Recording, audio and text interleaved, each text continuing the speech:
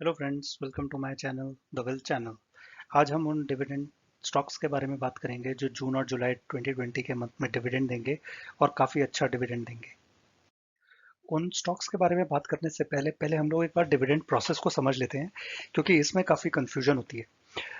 सबसे पहले आती है डिक्लेरेशन डेट। डिक्लेरेशन डेट वो डेट होती है जिसमें कंपनी अनाउंस करती है कि वो डिविडेंड देगी। जनरली बोर्ड ऑफ डायरेक्टर्स की मीटिंग होती है, उसमें कंपनी अनाउंस करती है, डिविडेंड का अमाउंट फाइनलाइज करती है और वो डिक्लेरेशन हो जाती है। उसके साथ में डिविडेंड अमाउंट के साथ में एक्स डिविडेंड डेट भी डिक्लेयर होती है। अब एक्स डिविडेंड डेट क्या होती है? एक्स डिविडेंड डेट वो वाली डेट होती है जिस डेट पे जिसके पास भी वो शेयर होता है या जिसने उस डेट तक शेयर खरीद लिया होता है उसको डिविडेंड मिलेगा। अब क्या होता है, जब आपने समझिए आज की डेट एक्स डिविडेंड डेट है और आपने आज शेयर खरीदा, तो T+2 तक सेटलमेंट होती है। आपके डीमैट अकाउंट में शेयर्स हैं, 2 दिन तक आते हैं। जब आपके डीमैट अकाउंट में शेयर्स आ जाएंगे और शाम को रजिस्ट्रार सब वैलिडेट करता है कि फाइनली ये इन लोगों के डीमैट अकाउंट्स में शेयर हैं, उस डेट को रिकॉर्ड डेट बोला जाता है। तो टिपिकली एक्स डिविडेंड डेट और रिकॉर्ड डेट के बीच में 2-3 दिनों का गैप होता है। So record date is the date जब जितने भी शेयर होल्डर्स हैं जिनके पास में कंपनी के शेयर्स हैं, वो रजिस्ट्रार या कंपनी के रिकॉर्ड्स में लिस्टेड है। ठीक है। और रिकॉर्ड डेट के बाद में एक पेमेंट डेट आती है जिसमें एक्चुअली पेमेंट जो होती है वो कंपनी ट्रांसफर कर देती है शेयर होल्डर्स को। अब हम बात करेंगे उन स्टॉक्स की या उन कंपनीज की जो बहुत अच्छा डिविडेंड दे रही हैं जून और जुलाई में।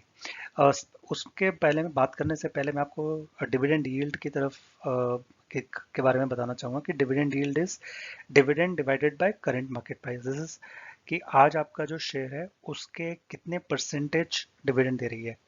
मैंने सिर्फ वही कंपनी सेलेक्ट की हैं जो एटलीस्ट 3% डिविडेंड दे रही हैं जून और जुलाई में। सबसे पहली कंपनी है टाटा केमिकल्स। इसकी जो एक्स डिविडेंड डेट है वो है 22 जून। करंट मार्केट प्राइस है 312 और डिविडेंड है 11 रुपए का। तो जो डिविडेंड डील निकल के आती है वो 3.5% आती है। सेनोफी इंडिया नेक्स्ट 29 जून। करंट मार्केट प्राइस 7950 है। Dividend 349 rupees. 4.39% इसकी डिविडेंड यील्ड है। स्वराज इंजन डिविडेंड डेट 2 जुलाई। Current market price 1239। Dividend is 40 rupees per share और dividend yield is 3.23%। Next is Gujarat Pipavav port limited. Dividend date is 29 जुलाई। Current market price 75। Dividend is 3.5 और इसकी dividend yield सबसे अच्छी है 4.67%। नाउ अगर आपके पास में ऑलरेडी शेयर है और आपने बाय एंड होल्ड वाली स्ट्रैटेजी यूज की हुई है, तो फिर आपको कुछ करने की जरूरत नहीं है। आपको डिविडेंड जब भी पेमेंट होगी तब मिल जाएगा और रिकॉर्ड डेट पे आपका नाम उसमें रजिस्ट्रार के पास होगा ही।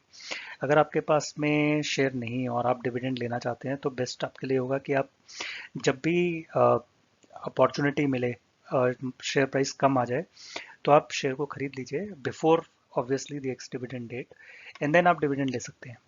इसमें अ, एक ड्रॉबैक मैं आपको बताना चाहूँगा कि जिस एक्स डिविडेंड डेट के बाद शेयर प्राइस थेरेटिकली कम आ जाएगा डिविडेंड के अमाउंट से। जैसे अगर टाटा केमिकल्स ने 22 जून को डिविडेंड डिक्लेयर किया, 22 जून उसकी एक्स डिविडेंड डेट है, तो करंट मार्केट प्राइस से 11 रुपये डिविडेंड, जो 11 रुपये का डिविडेंड है उससे मार्केट प्राइस कम हो जाना चाहिए, तो 301 रुपये.75 पैसे हो जाना चाहिए। बट ओवरऑल मार्केट डिटरमाइन करती है कि शेयर प्राइस कहाँ जाएगा, प्लस कंपनी के फंडामेंटल्स और टेक्निकल्स। अगर ओवरऑल मार्केट बियरिश है तो हो सकता है कंपनी का प्राइस कम हो जाए, शेयर प्राइस कम हो जाए। और ओवरऑल अगर मार्केट बुलिश है तो हो सकता है कि मार्केट प्राइस बढ़ जाए, तो वो जो डिविडेंड अमाउंट था वो रिकवर हो जाए। जो डिविडेंड अमाउंट से शेयर प्राइस गिरा था वो अमाउंट रिकवर हो जाए। तो ये एक इन्वेस्टिंग स्ट्रैटेजी है। काफ़ी लोग टिपिकली इसको फिक्स डिपॉजिट्स की तरह ट्रीट करते हैं। अगर आपको 4-5% का रिटर्न आ रहा है डिविडेंड होल्ड करने से, प्लस आपका जो स्टॉक है उसमें अप्रिसिएशन होगी, तो वो दोनों तरफ से बेनिफिट मिलता है। कुछ कंपनीज होती हैं जो डिविडेंड नहीं देती हैं, वो सिर्फ उस पैसे को वापस अपने R&D में या अपने वर्किंग कैपिटल की तरह या अपनी कंपनी के ऑपरेशंस में इन्वेस्ट करती हैं। उससे उनको लगता है कि हम इस पैसे से और ज़्यादा रिटर्न्स जनरेट करेंगे, उससे शेयर का प्राइस और बढ़ जाएगा। तो rather than pay it out as a dividend, हम शेयर होल्डर्स को बेनिफिट ऐसे दे सकते हैं या उनकी वैल्यू, जो शेयर होल्डर वैल्यू बोली जाती है, उसको हम ऐसे बढ़ा सकते हैं कि डिविडेंड को री इन्वेस्ट करके हम और ज़्यादा प्रॉफिट, नेट प्रॉफिट डिक्लेयर करें या अपनी मार्केट कैप बढ़ाएं, जिससे शेयर होल्डर्स को बेनिफिट होगा। बट अगेन कुछ कंपनीज हैं जो डिविडेंड देती हैं और अच्छा डिविडेंड देती हैं, जैसे आप देख सकते हैं गुजरात पीपल पोर्ट लिमिटेड 4.5% का डिविडेंड दे रही हैं, और आपको पता ही है आज की डेट में फिक्स डिपॉजिट्स और सेविंग बैंक अकाउंट्स के रेट्स कुछ ज़्यादा नहीं है। तो ये एक तरीका है जिससे आप मार्केट की वोलेटिलिटी होते हुए भी आप एक पैसिव इनकम अर्न कर सकते हैं। मैं एक डिस्क्लेमर देना चाहूँगा कि ये वीडियो सिर्फ एजुकेशनल पर्पसेस के लिए है। व्यूअर्स से रिक्वेस्ट है कि वो अपने फाइनेंशियल एडवाइज़र से कंसल्ट करें या अपनी डिस्क्रिप्शन एक्सरसाइज करें पहले, कोई भी एक्शन लेने से पहले।